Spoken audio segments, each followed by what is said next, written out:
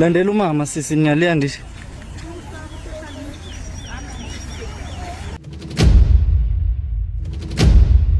Muri Zimbabwe kana tichitaura batai manzwi kuitira kuti mangwana vanhu musazoende muna taisireva. Ndogara ndichitaura nevanhu vazhinji kuti vedu weka bati vazhinji avatiteerere tichitaura panapa. Dzimwe dzenguva unonzwa mumwe achiti azvijaira ndezvekunyeba izvozvo ndezvechichi. Right now ndiri kutambira nyaya over 1100 Zimbabweans arrested by SANDF for illegal entry into South Africa during festive season. Vanhu vese vamuri kuona ava vakabatwa kuti nyaya dzekupinda irodi dzaya dzemusango kana muchiri kudziziva mushe mushe. I always tell you guys kuti pese patine zvatinoita mukaendawo kuti madzokera maenda kufestive season muchifara nemhuri muri kumusha, chakakosha kana kuti chikuru ndechekuti muzive mukwanise kuzorangarira kuti aiwa kwatichada kuzodzoka ukoka tinodawo kuti tifambe zvakanaka.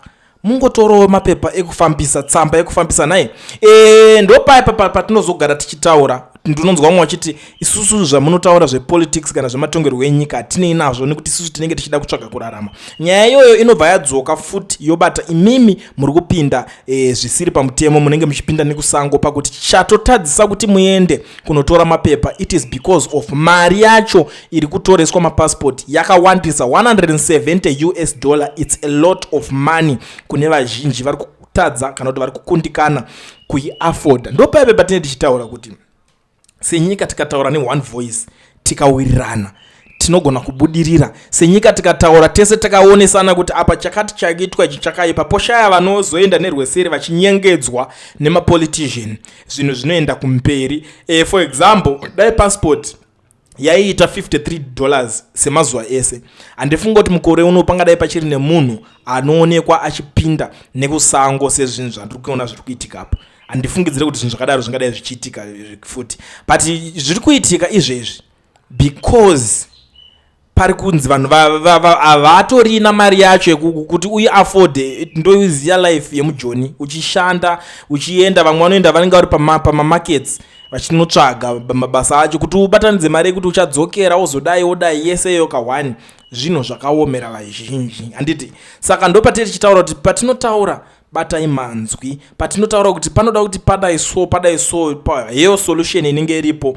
Hazisi zvinhu zvekuti vamwe venyu mozobuda makunonyengedzwa nemapoliticians, because at the end of the day zvinosara zvakaomera iwewe wega kwaunenge uri ikoko. Ndosaka ndiri kuti please guys, hazvina kumira mushe. Kana uchinge uchiri kuZimbabwe ikoko, please do something, make a plan yekuti watorawo kapassport kako. That is kana mari dzacho makadzichengeta. Kune vanenge vasati vaenda January panenge pachipisa paborder, ndo chokwadi pakudzoka, because December panga pari pakupisa pane vaienda. Ende muruziva kuti kune vamwe vakatotadza kupinda neBedbridge border vaida kuenda kune kunana Botswana. More than 500 maZimbabweans vamwe vakabatwa vachida kunopinda neborder rekuBotswana vakadzoserwa zvikanzi aiwa mapambiri enyu kana kuti mapepa ane matambudziko, dzokerai nekumain kune mishini yamuruda kunzvenga iyoyo. Vamwe vaye ndo paumuzoona kuti vamwe vaizobatwa vaitotadziswa kutorenda, you know, they were blocked vachida kubuda, they were blocked from leaving South Africa, vachida kutobuda kuti vaende kunyika dzavo.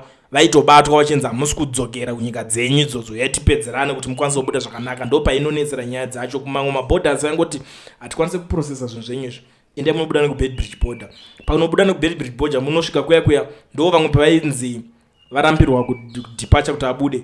Vamwe vacho vobva vabuda vanzi takukubhana kuti udzokere munyika yeSouth Africa. Ende ndokunenge kune unenge uri breadwinner ikoko, uchinhingirikina uchiwana chikafu chouviri chekuraramisa mhuri. Ndo patiri kuti vana veZimbabwe vatambura vedu vana veZimbabwe vanzwa nhamo iyi kupera kwayo kunoda kuti zvinhu zviite sei zvibatani, nekuti life yacho yakutange fodya.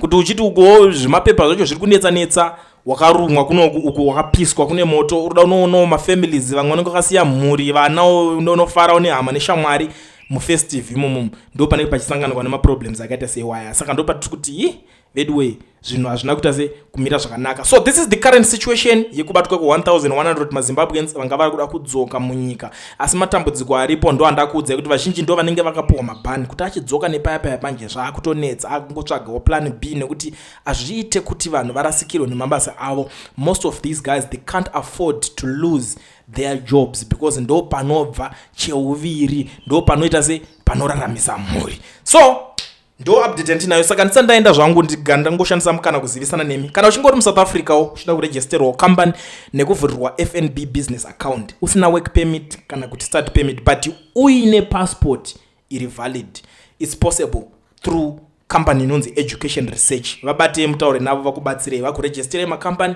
vokuvhurirai maFNB business account. Pasina work permit, pasina start permit, zvinoita chete ne-education research. So ndikuti conduct them on the numbers that are showing on the screen. Idzo number idzo torai roa ma screenshot mutaure na mukoma Owen vagare vakuitirai, especially muJanuary umu.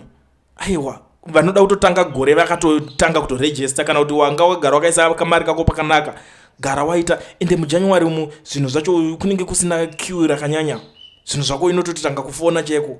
Vagara vane advantage kuti uchitoshanda navo iwewe ukada kungondi vakuitire zvinhu izvi azvinetse nekuti havakupe mutoro, vanorerutsa mutoro instead yekuti utravel kuenda kwavanoitira ikoko vakutokuitira vari kwavari ikoko iwe uri kwauri ikoko. Handimazvona asi musakanganwe kuti make sure kuti une passport iri valid. Iyoyo yaunodhindisa paboda iyoyo ndo inokwanisa kuti unge uchibatsirikana pane nyaya yacho. Kune vamwe vanogara vachibvunza mubvunzo kuti kotoita sei zvebusiness permit. Please musaconfuse vanhu, musaconfuseani zvinhu izvi zviri simple hama dzangu. Zvebusiness permit, anoda business permit yake mutemo wacho unenge uchitaura kuti unofana kudeposita mari something like 5 million rands muaccount mako yaunenge wanayo yachoyo ndokuti uzokwanisa kunoqualify kuti unoapply business permit. So ikoko hakusi kwedu, hatidi umboswera tichinyeberana zvinhu zvisina musoro, hatinokwanisa kuti nge tichikomenda on that. Isusu tinokwanisa kungotaura paunokwanisa kubatsirikana ne-education research kuti iwewe uri kuda kuregisterwa company nekuvhurwa FNB business account ungori nepassport chete, ndo zvatikutaura. Vemapemiti imbomirai, this is not for you. Izvi ndezvevanhu vane mapassport vari kuda kuita sei kuregisterwa macompany nekuvhurwa maFNB business account ndo vanokwanisa kubatsirwa ne-education research. I think ndapajekesa ipapo kuitira vanobvunza mubvunzo mukwanisa kugara mabatsirikana ipapo.